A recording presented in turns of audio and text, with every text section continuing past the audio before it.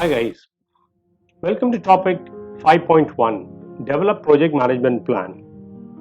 A project management plan is a formal approved document that defines how a project is executed, monitored, and controlled.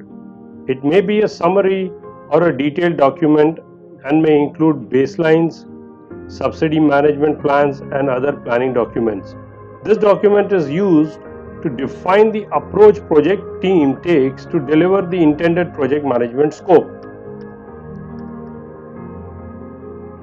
The scope baseline, schedule baseline, and cost baseline are collectively referred to as the performance measurement baseline.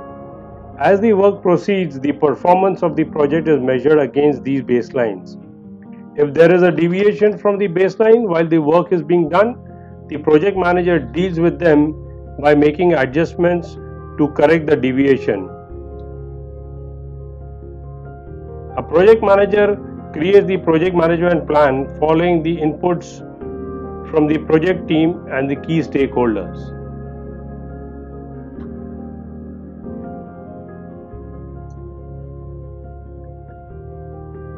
The project management plan is not created all at once.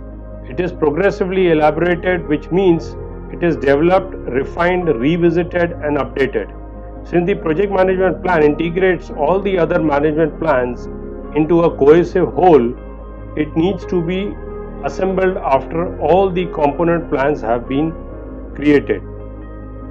For instance, project charter, the communication management plan, the schedule management plan, the cost management plan, and the scope management plan. Since you already have these things at the time you begin developing the project plan, you can go ahead and develop the scope management plan, cost management plan, and the schedule management plan. Later, when you perform the